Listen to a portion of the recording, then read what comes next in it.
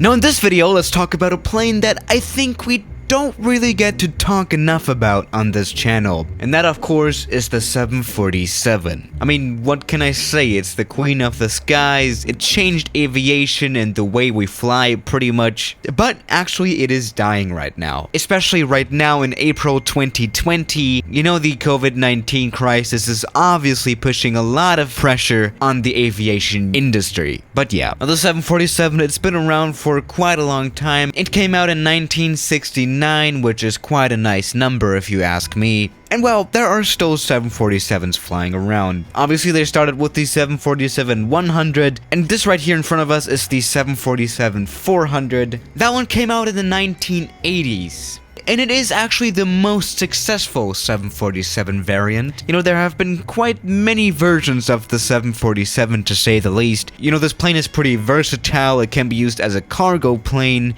as a military plane, you know, the Air Force One and stuff. And there's even the 747 Dreamlifter, which we have also talked about in this channel. Yeah, the 747-400 is probably the most famous 747. But yeah, as I already said, it came out in the 1980s. That's quite a while ago, even in aircraft years. But, as everyone should know, there's also the 747-8, which came out pretty much 10 years ago. Let's talk about that one today. Yeah, the 747-8 is probably a 747-400 plus.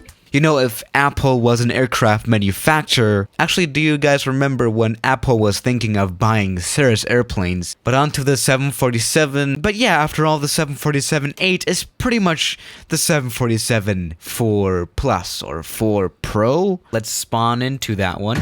Right, welcome aboard the 747-8. To be specific, this is the 747-8 in the passenger version, and as you can see, it is quite a bit bigger than the 747-400. Generally, it is a little bit longer, and the second deck here is also a little bit larger. Also, we have the new Lufthansa livery here. That's also great. Yeah, I mean, this is still a 747. What change did you really expect? Something else that is different are the engines. These are some new engines. I don't know which engine this one uses, but yeah, they're newer. They are also quieter thanks to these chevron nozzles that we see on the newer Boeing planes. The 747 MAX also has these chevron nozzles. The cockpit is actually not that much renewed. Like, someone that has the 747-400 type rating can automatically also fly the 747-8. Yeah, these planes are actually similar. They do fly a little bit differently. You know, this one is obviously a lot longer. It can carry more weight, it can carry more passengers. By the way, in fact, right now, this is the longest airliner. Yeah, this plane is longer than the A380. Even though there's the 777-9X coming around, that is even longer than this one. Now, as I've already said, this plane came out 10 years ago, in 2011 as a cargo plane, and in 2012 as a passenger plane, with Lufthansa. Alright, let's just take this one off, I guess. I mean, what else can we do? The thing is, the 747 is pretty damn versatile, as I've already said. It can operate at a lot of places, surprisingly. You know, especially when you compare it to the A380 taking off. Which is why the takeoff here at Palma de Mallorca Airport was no issue at all, even though this is not the longest runway. And this plane, it does fly pretty well. A place that the 747 was famous to operate at was Princess Diana Airport. You know, the one in the Caribbean. I think KLM stopped flying their 747s into this airport in 2015, which is pretty sad actually, but alright, the airport is ahead. To be quite honest, I'm not that good with landing the 747. I honestly have never done a smooth landing on this plane. And to be quite honest, I haven't really tried yet, so I think this is the time. Yeah, you know, this cockpit is on the second deck, which can be very interesting for pilots. This is not the longest runway, really not.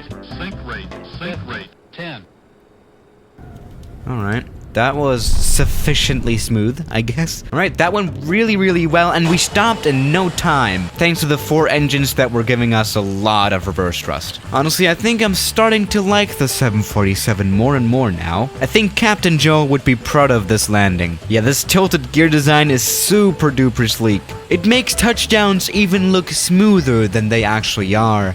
And that was really not super bad, especially for a first try. And again, the plane stopped in no time, which is Look at this. So this was really great. And that's basically how to sum up the whole plane, the whole 747 series, and especially the 8. It's just a great aircraft, what can you say? Alright, maybe let's try a smaller runway now. The thing about this plane though is that the sails, they are not that perfect. Only 138 of these planes have been built so far, and that is not perfect. It is not a very fatal failure, but it's definitely not that much of a successful aircraft.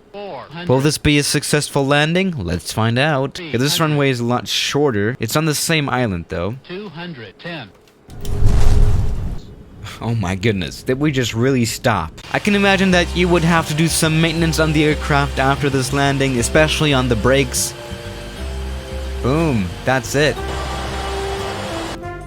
And in general, the 747s and A380s, if you will, they are not doing that great at the moment. You know, a lot of the 747-400s are being retired right now, and also the A380 was not a bestseller, and airlines are actually starting to slowly retire the A380 too. Oh,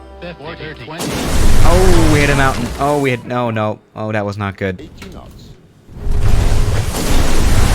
And all these aircraft are simply not doing that great because they might not be the most efficient way to bring passengers to their destination. You know, for example, the 747 does use more fuel than something like the 787. You know, it has 4 engines instead of 2. 20, 10. And you know, airlines, they have to save money wherever they can. And yeah, planes like the 787 and the 777 are just cheaper and more efficient to operate. And if I owned an airline, I would probably not buy the 747-8 either. Actually, there are only like 4 major passenger airlines using them. Yeah, Air China, American Airlines, Delta, and Korean, and of course Lufthansa. They are most probably the only users of the 747-8. When we at least talk about the passenger variant, actually the cargo variant, the 787-8F, is doing pretty well. Yeah, as I've already said, this plane is pretty damn versatile. It can be turned into a cargo plane without issues. And this is the cabin here. In fact, I would have flown on the 747-8 on Lufthansa a few weeks ago if it wasn't for, the current situation. And back onto the topic, the A380 had that same efficiency problem. And some airlines do struggle filling their A380s completely. You know, such a huge plane is sometimes not even needed. And for me, I see the future of the 747 as a cargo plane. You know, it does work really well as a cargo plane, also the new ones. Actually, it does appear that Boeing's intentions behind the new 747s were to have a more modern cargo plane. You know, after all, the first 747-8 was a cargo plane. And so I think even though there are a lot of 747s dying right now, there is a future in the 747. And I think we'll see the 747 flying around for at least the next 20 years. So no worries about that. And while maybe it is a little bit sad that there are a lot of passenger 747s being retired, I think it is reasonable. You know, airlines do somehow have to make money. And to be quite honest, I think there will still be enough airlines flying the 747s for years. Think rate 20. Think rate 10.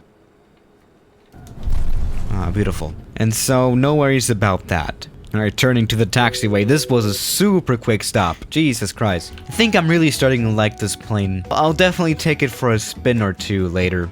Go, boom, that was nice. And quite a quick stop as well. Would I call the new 747-8s a failure? Probably not. I mean, I don't think that Boeing is losing any money with it. For example, Airbus is actually losing money with the A380 because the A380 really didn't sell well. But I think Boeing made a good decision to make this plane, especially because they now have a modern 747 freighter. And I think this plane was actually Boeing's last plane without any issues. You know, the 787 had some battery issues at first, and we don't want to start with the Max. So this plane, it's doing great. And I'm very happy that Lufthansa flies this plane. What the hell is going on with the SR-71? I think he's trying to cross the runway or something, but no. So yeah guys, thank you for watching today's video, and I'll see you tomorrow. As always, good night.